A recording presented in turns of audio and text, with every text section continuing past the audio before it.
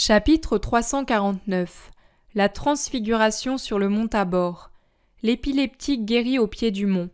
Un commentaire pour les âmes de prédilection. Le 3 décembre 1945. Quel homme n'a jamais vu, au moins une fois, une aube sereine de Mars? S'il s'en trouve un, il est bien malheureux, car il ignore l'une des plus belles grâces de la nature, quand elle se réveille au printemps, redevenue vierge, petite fille, comme elle devait l'être au premier jour. C'est une grâce pure en toutes choses, depuis les herbes nouvelles où brille la rosée, jusqu'aux petites fleurs qui s'ouvrent comme des enfants qui naissent, jusqu'au premier sourire de la lumière du jour, jusqu'aux oiseaux qui s'éveillent dans un frôlement d'ailes et gazouillent leur premier « tchip » interrogateur, qui prélude à tout leur discours mélodieux de la journée, jusqu'à l'odeur même de l'air qui a perdu pendant la nuit, sous l'action de la rosée, et grâce à l'absence de l'homme, toute souillure de poussière, de fumée et d'exhalaison de corps humain. C'est dans cette grâce que cheminent Jésus, les apôtres et les disciples. Avec eux se trouve aussi Simon, fils d'Alphée. Ils se dirigent vers le sud-est, franchissant les collines qui forment une couronne autour de Nazareth, passent un torrent et traversent une plaine étroite entre les collines de Nazareth et des montagnes vers l'est. Ces montagnes sont précédées du cône à moitié coupé du Tabor, dont le sommet me rappelle étrangement le couvre-chef de nos carabiniers vu de profil. Ils le rejoignent. Jésus s'arrête et dit « Que Pierre, Jean et Jacques, fils de Zébédée, viennent avec moi sur la montagne.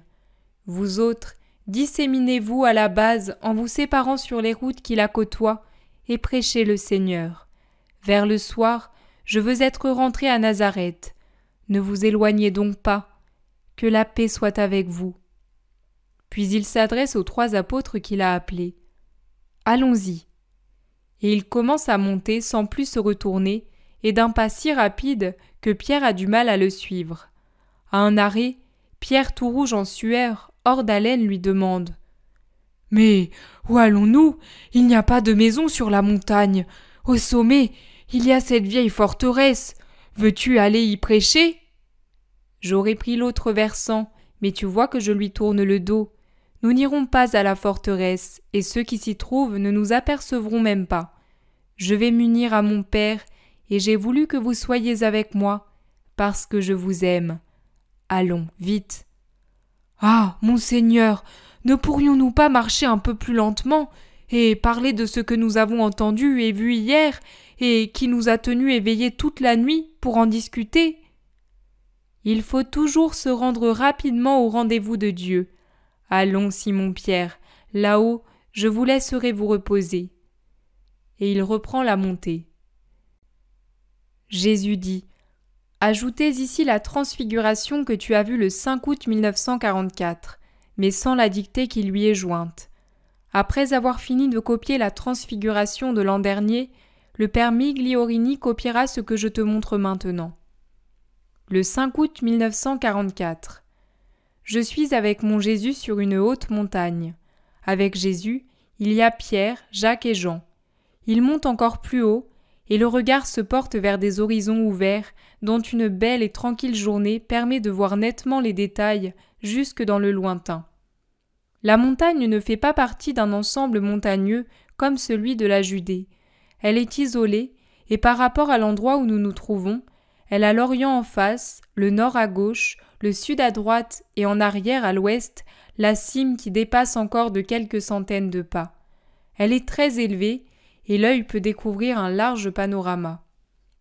Le lac de Génézareth semble être un morceau de ciel, descendu s'encastrer dans la verdure, une turquoise ovale enserrée entre des émeraudes de différentes teintes, un miroir qui tremble et se ride sous un vent léger, et sur lequel glissent avec l'agilité des mouettes les barques aux voiles tendus, légèrement inclinées vers les eaux azures, vraiment avec la grâce d'un aclion qui survole l'eau à la recherche d'une proie. Puis, voilà que de l'immense turquoise sort une veine, d'un bleu plus pâle, là où la grève est plus large et plus foncée, là où les rives se rapprochent et où l'eau est plus profonde et plus noire à cause de l'ombre que projettent les arbres vigoureux qui croissent près du fleuve et sont nourris de sa fraîcheur.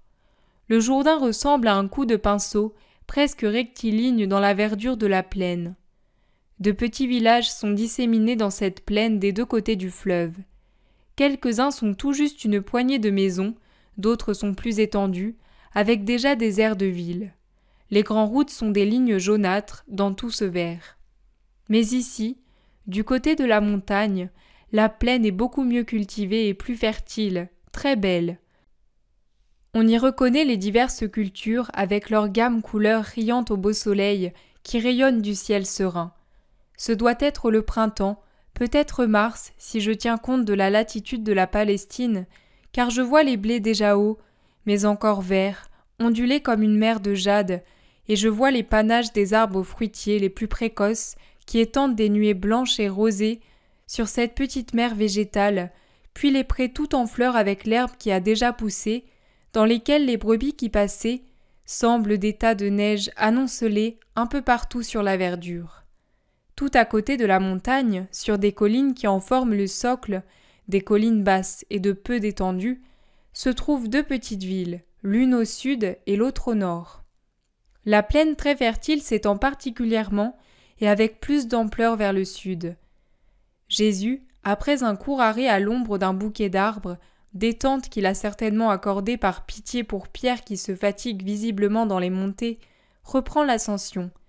Il va presque au sommet, là où se trouve un plateau herbeux, bordé par un demi-cercle d'arbres du côté de la pente. « Reposez-vous, mes amis, je vais là-bas pour prier. » Il indique de la main un énorme rocher qui affleure de la montagne vers le sommet. Jésus s'agenouille sur l'herbe et appuie sur le roc sa tête et ses mains, dans la pose qu'il prendra aussi dans sa prière à Gethsémani. Le soleil ne le frappe pas, car le sommet le lui cache. Mais le reste de l'emplacement, couvert d'herbe et tout égayé par le soleil jusqu'à la limite de l'ombre du bouquet d'arbres sous lequel les apôtres se sont assis.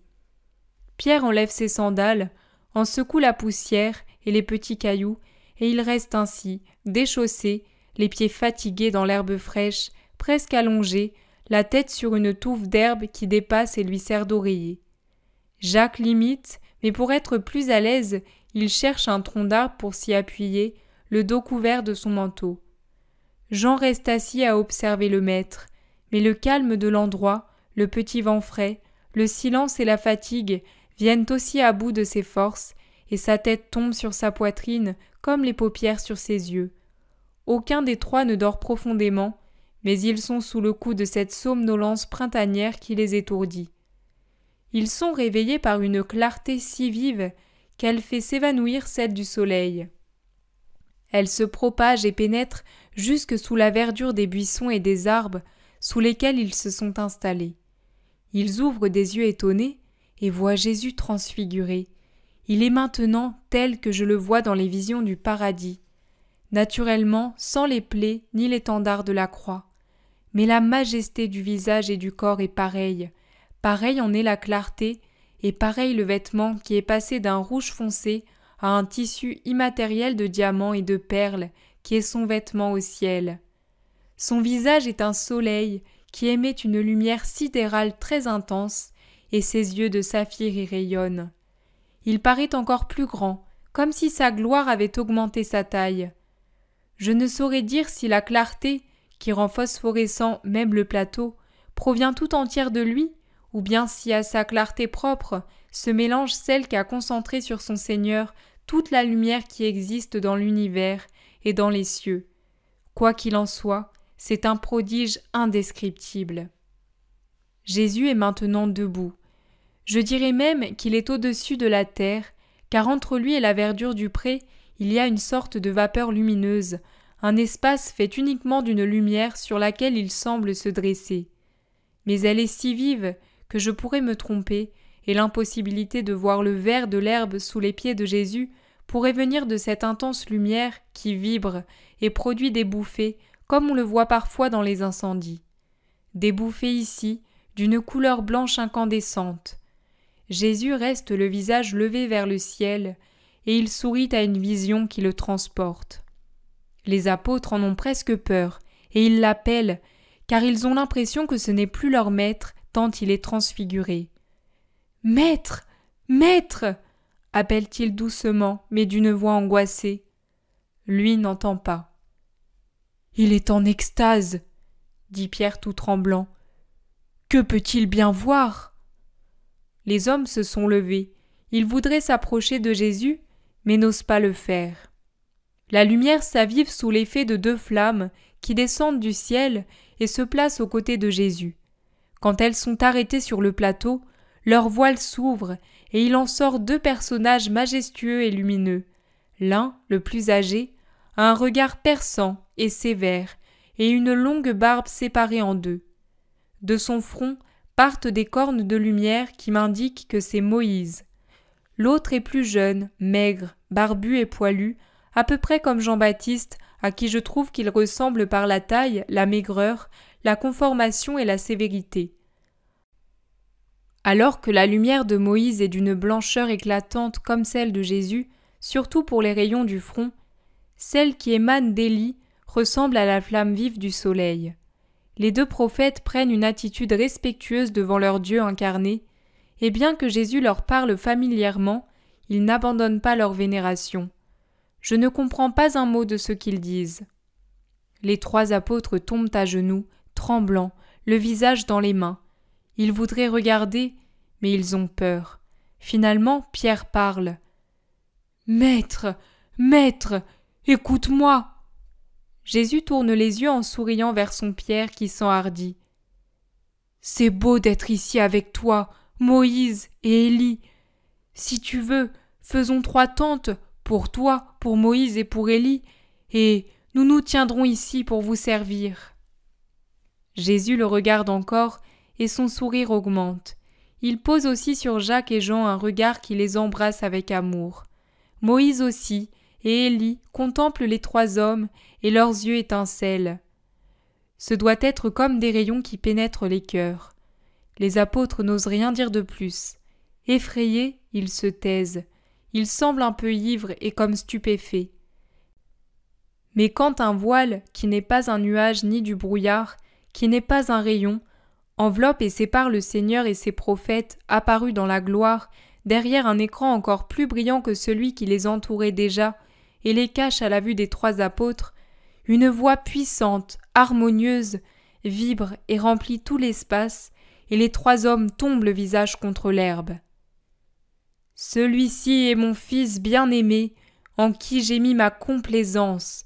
Écoutez-le. » Pierre, se jetant à plat ventre, s'écrie « Miséricorde pour moi, pécheur, c'est la gloire de Dieu qui descend. » Jacques ne souffle mot. Jean murmure avec un soupir, comme s'il allait s'évanouir. « Le Seigneur parle !» Personne n'ose relever la tête, même quand le silence est redevenu absolu.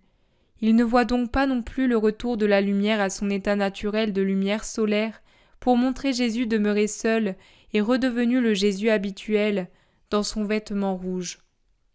Il marche vers eux en souriant, les secoue, les touche et les appelle par leur nom. « Levez-vous, c'est moi, ne craignez pas, » dit-il, car aucun des 3 n'ose lever la tête et ils invoquent la miséricorde de Dieu sur leurs péchés, craignant que ce ne soit l'ange de Dieu qui veut les montrer au Très-Haut. « Levez-vous donc, je vous l'ordonne, » répète Jésus avec autorité. Il se redresse et voit Jésus qui sourit. « Ô Maître, mon Dieu !» s'écrie Pierre. « Comment ferons-nous pour vivre auprès de toi, maintenant que nous avons vu ta gloire ?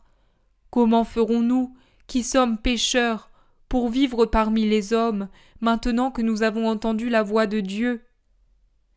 Vous devez vivre auprès de moi et voir ma gloire jusqu'à la fin. Soyez-en dignes, car le temps est proche. Obéissez au Père qui est le mien et le vôtre. Retournons maintenant parmi les hommes, parce que je suis venu pour rester parmi eux et les amener à Dieu. Allons, soyez saints en souvenir de cette heure, soyez forts et fidèles. Vous aurez part à ma gloire la plus complète. Mais ne parlez pas maintenant de ce que vous avez vu, à personne, pas même à vos compagnons.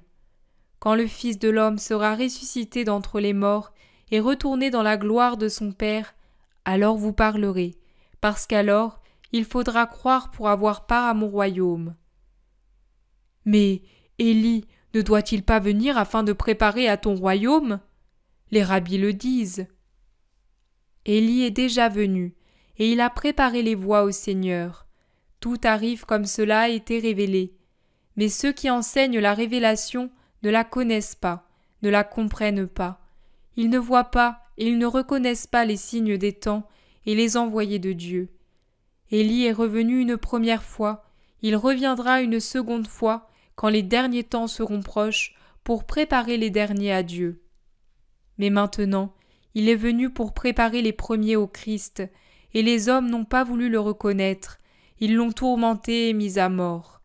Ils feront la même chose au Fils de l'homme, car les hommes ne veulent pas reconnaître ce qui est leur bien. Les 3 apôtres penchent la tête, pensifs et tristes, et ils descendent par le chemin qu'ils avaient gravi avec Jésus. Le 3 décembre 1945. Et c'est encore Pierre qui dit dans une halte à mi-chemin : « Ah, Seigneur, moi aussi je dis comme ta mère hier, pourquoi nous as-tu fait cela ? Et j'ajoute, pourquoi nous as-tu dit cela ? Tes dernières paroles ont effacé de nos cœurs la joie de cette vision glorieuse. Quel jour d'effroi ! Ce qui nous a d'abord fait peur, c'est la grande lumière qui nous a réveillés, plus forte que si la montagne avait brûlé, ou que si la lune était descendue pour rayonner sur le plateau, sous nos yeux. Puis ton aspect, et ta façon de te détacher du sol, comme si tu allais t'envoler. J'ai craint que, dégoûté des iniquités d'Israël, tu ne retournes aux cieux, peut-être sur l'ordre du Très-Haut.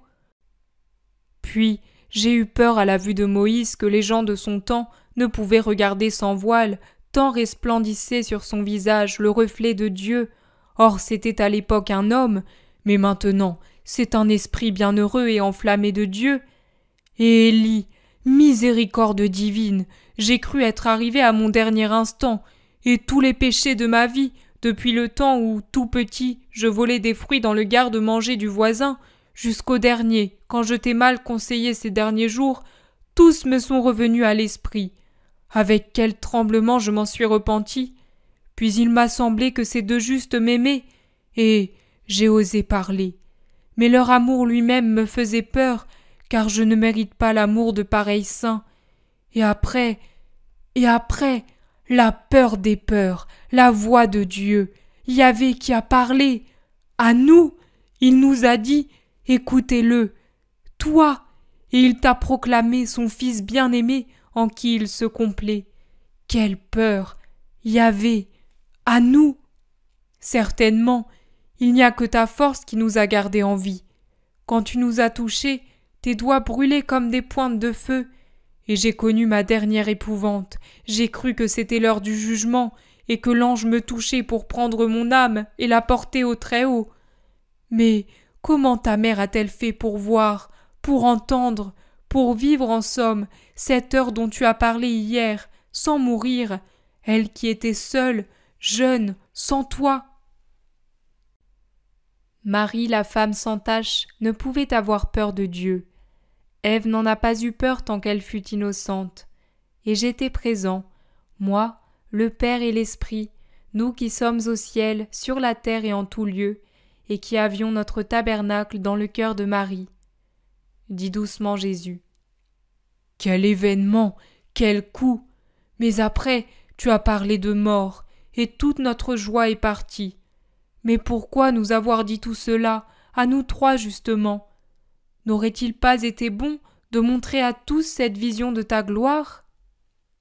C'est précisément parce que vous vous évanouissez en entendant parler de la mort, et mort par supplice, du Fils de l'homme, que l'homme-Dieu a voulu vous fortifier pour cette heure et pour toujours, par la connaissance anticipée de ce que je serai après la mort. Rappelez-vous tout cela pour le raconter en son temps. Avez-vous compris ? Oh oui, Seigneur, il n'est pas possible d'oublier, et ce serait inutile de le raconter maintenant, il dirait que nous sommes ivres.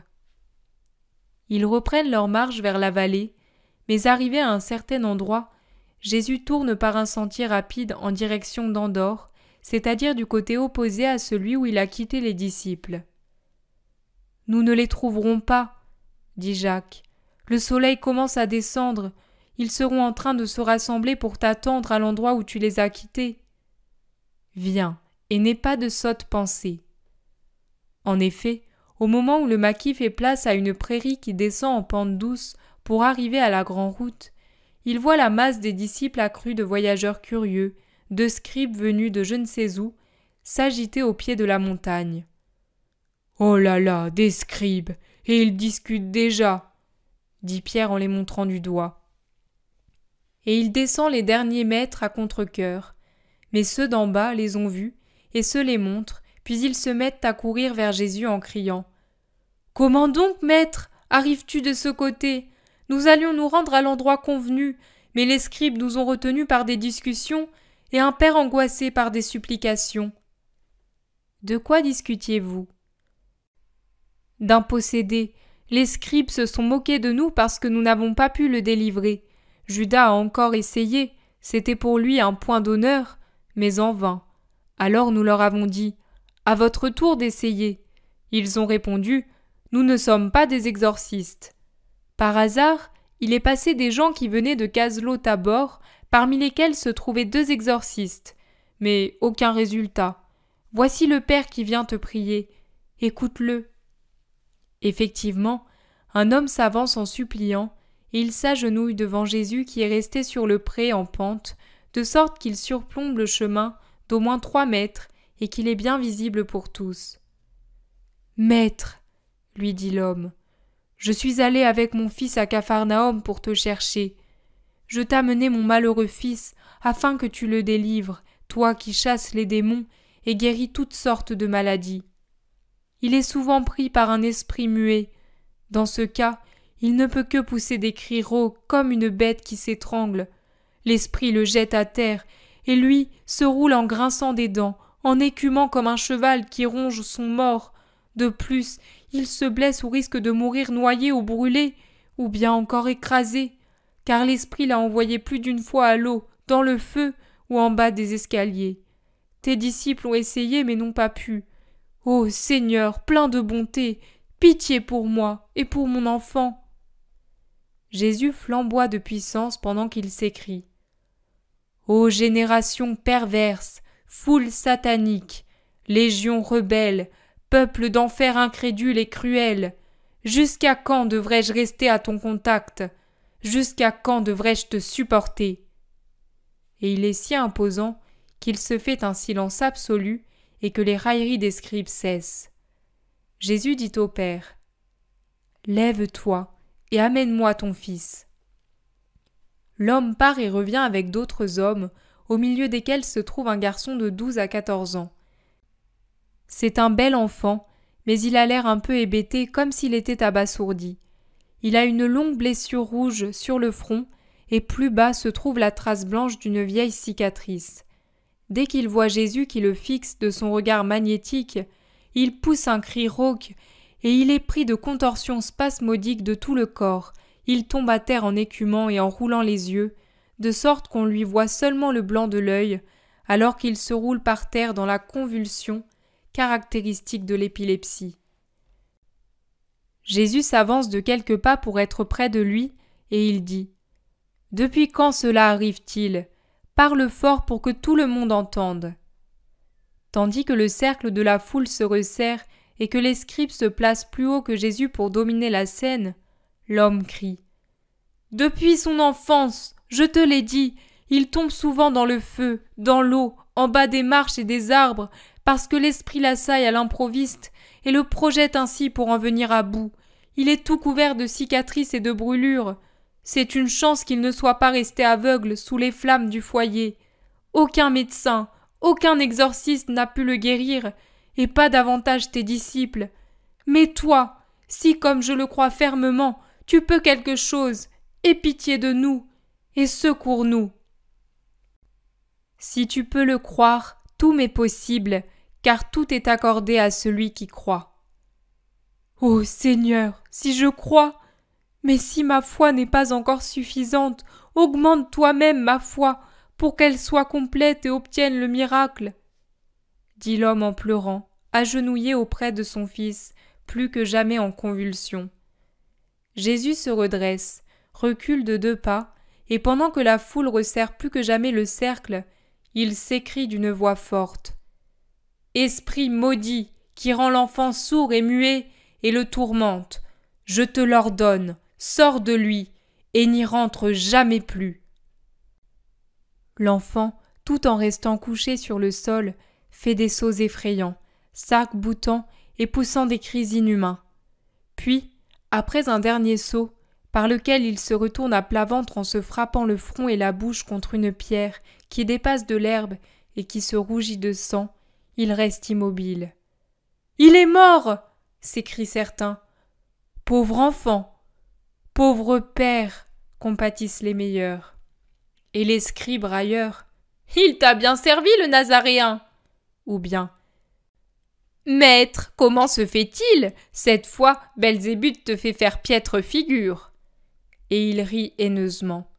Jésus ne répond à personne, pas même au père qui a retourné son fils et lui essuie le sang du front et de ses lèvres blessées en gémissant et en appelant Jésus. Mais le maître se penche et prend l'enfant par la main. Celui-ci ouvre les yeux en poussant un gros soupir, comme s'il s'éveillait d'un rêve. Il s'assied et sourit. Jésus l'attire à lui, le fait mettre debout et le remet au Père, tandis que la foule hurle d'enthousiasme et que les scribes s'enfuient, poursuivis par les railleries de tous. « Et maintenant allons, » dit Jésus à ses disciples. Et après avoir congédié l'assistance, il contourne la montagne en se dirigeant vers la route déjà parcourue le matin. Le 5 août 1944, Jésus dit « Je t'ai préparé à méditer ma gloire. Demain, fête de la Transfiguration, l'Église la célèbre. Mais je veux que mon petit Jean la voie dans sa vérité pour mieux la comprendre. Je ne te choisis pas seulement pour connaître les tristesses de ton maître et ses douleurs. Celui qui sait rester avec moi dans la douleur doit prendre part avec moi à ma joie. Je veux que devant ton Jésus qui se montre à toi, tu aies les mêmes sentiments d'humilité et de repentir que mes apôtres. Jamais d'orgueil, tu serais puni en me perdant. Un continuel souvenir de ce que je suis, moi, de ce que tu es, toi. Une continuelle pensée de tes manquements et de ma perfection pour avoir un cœur lavé par la contrition. Mais aussi, en même temps, une immense confiance en moi. J'ai dit, ne craignez pas, levez-vous, allons. Allons parmi les hommes, car je suis venu pour rester avec eux. Soyez saints, forts et fidèles en souvenir de cette heure. Je te le dis aussi à toi, comme à tous mes préférés parmi les hommes, à ceux qui me possèdent d'une manière spéciale. N'ayez pas peur de moi, je me montre pour vous élever, pas pour vous réduire en cendres. Levez-vous, que la joie du don vous donne de la vigueur et ne vous engourdisse pas dans l'assoupissement du quiétisme en vous croyant déjà sauvés parce que je vous ai montré le ciel. Allons ensemble parmi les hommes. Je vous ai invité à des œuvres surnaturelles par des visions et des instructions surnaturelles pour que vous puissiez m'aider davantage. Je vous associe à mon œuvre.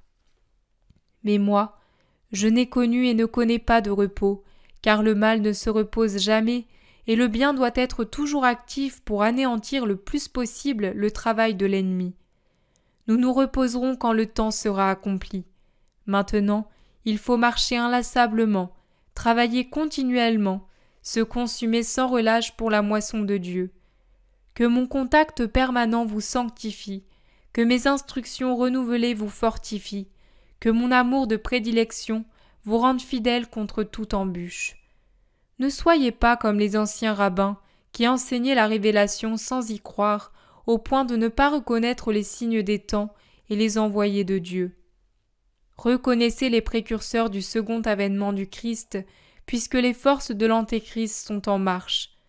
Je fais exception à la mesure que je me suis imposée, car je sais que vous buvez certaines vérités, non par esprit surnaturel, mais par soif de curiosité humaine, et je vous dis en vérité que ce qu'un grand nombre prendront pour une victoire sur l'Antéchrist, une paix désormais prochaine, ne sera qu'une halte pour laisser le temps à l'ennemi du Christ de se reprendre, de guérir ses blessures, de réunir son armée pour une lutte plus cruelle. Reconnaissez, vous qui êtes les voix de votre Jésus, du Roi des rois, du fidèle et du véridique qui juge et combat avec justice, et sera le vainqueur de la bête et de ses serviteurs et prophètes. Reconnaissez votre bien et suivez-le toujours. Que nulle apparence trompeuse ne vous séduise, et que nulle persécution ne vous abatte.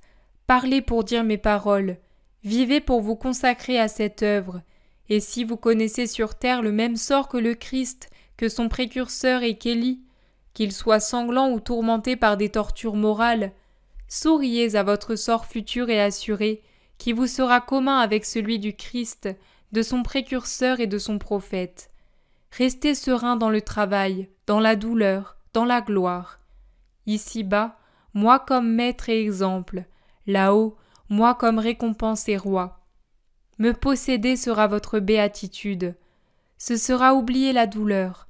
Toute révélation est encore insuffisante à vous le faire comprendre, car la joie de la vie future est trop au-dessus des possibilités d'imagination de la créature encore unie à la chair.